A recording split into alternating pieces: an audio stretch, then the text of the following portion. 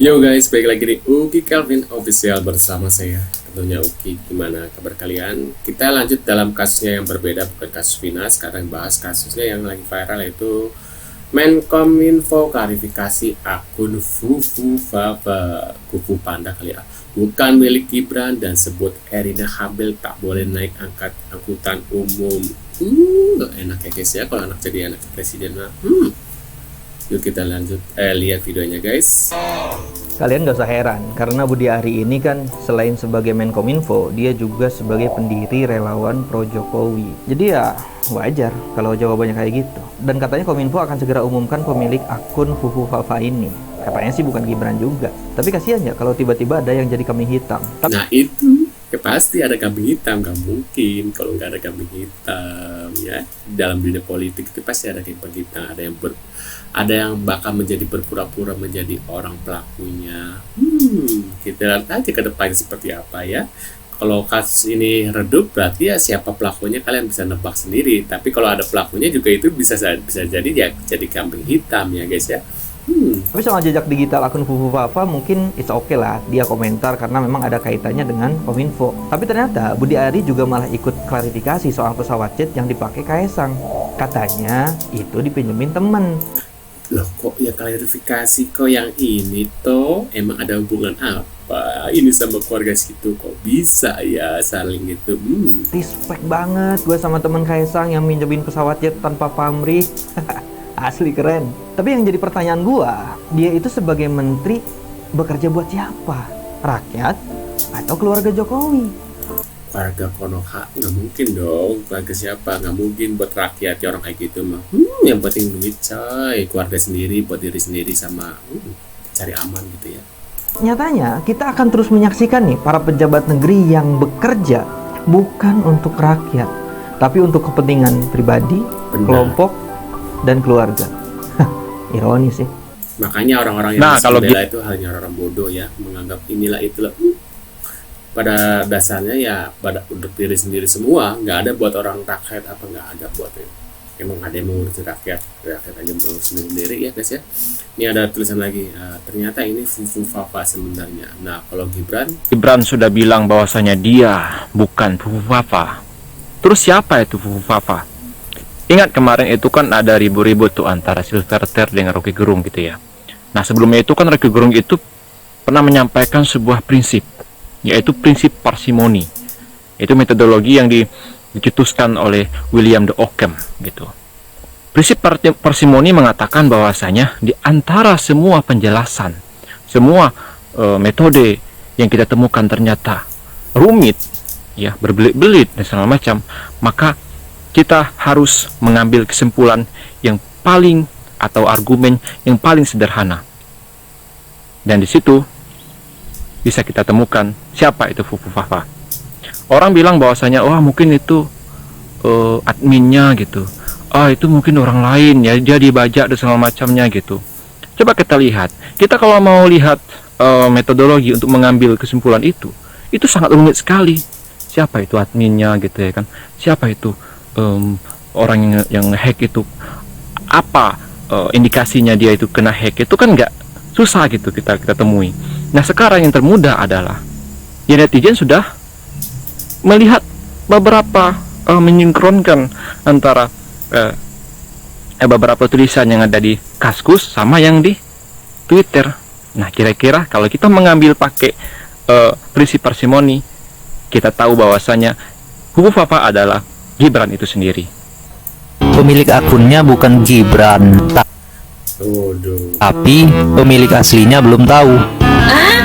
Kok dia bisa mendebak gitu ya guys ya, bahwasanya bukan Gibran tapi dia belum tahu, gimana sih? Kalau pemilik aslinya belum tahu, kenapa bisa nyimpulin kalau itu bukan punya Gibran? Logikanya gimana coba? Ini nih kalau menteri rasa relawan, ya nggak? Gimana guys menurut kalian? Rekam jejak Andi Arief Fufu Fafa ini guys, katanya ditangkap saat narkoba. Ini orangnya ya jadi bukannya anaknya Mulyono juga kan ini ya narkoboy juga ya katanya ya guys ya. Tapi kan kasusnya hilang tuh. Kasus bahas itu udah nggak ada yang berani tuh. Takutnya diciduk. Andi digerebek tim NEC Tit Narkoboy. Wah ini mah sama kayak Rudiano. Sudah final.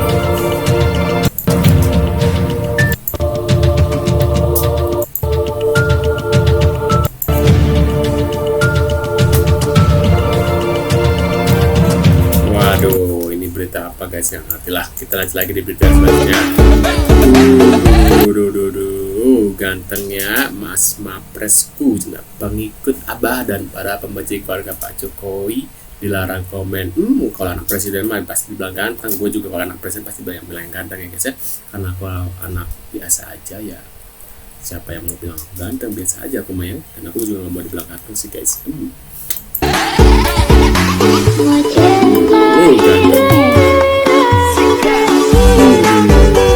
Mirip banget sama bapaknya. Matanya agak sipit ya, agak Chinese ya. Apakah Chinese guys? Wow. Aku nggak tahu. Kita lanjut lagi di video selanjutnya guys. Dinasti, semua dinasti, Bung. Kasihan bapak ini. Semua dinasti, ya kan? Kita jangan cari yang negatif lah. Cari yang positif. Positif ya, Pak, Orang ya? ingin berbakti. Apa salahnya? Ya kan? Saya juga dinasti. Saya anaknya Sumitro, cucunya Margono, dia semua. Saya paman saya gugur untuk Republik Indonesia. Kita dinasti Merah Putih, kita dinasti patriot, kita dinasti yang ingin mengabdi untuk rakyat. Kalau dinastinya Pak Jokowi ingin berbakti untuk rakyat, kenapa? Salahnya Salahnya apa? apa? Waduh, benar ya. Mudah-mudahan Pak Prabowo ini Bapak ini sehat selalu ya guys, supaya bisa memimpin negara Indonesia lebih maju lagi ya. Jangan sampai banyak apa ya, sangat sulit orang-orang bawah ya, rakyat kecil itu mencari kerjaan sangat sulit ya, apalagi zaman sekarang tuh makin susah dan makin sulit. Mungkin banyak banget tuh orang-orang berseliweran ya guys ya. Jangan bilang, ada yang bilang kayak gitu aja salahin presidennya, terus apa gunanya presiden kalau nggak ini guys ya, terus nyalain di kita rakyat ya gitu ya. Nah kita lanjut lagi, mudah-mudahan Pak Prabowo bisa sehat selalu, panjang umur ya, supaya Pak Gibran tetap menjadi wapres bukan menjadi presiden gitu ya guys ya. Kita lanjut di video selanjutnya. Gitu.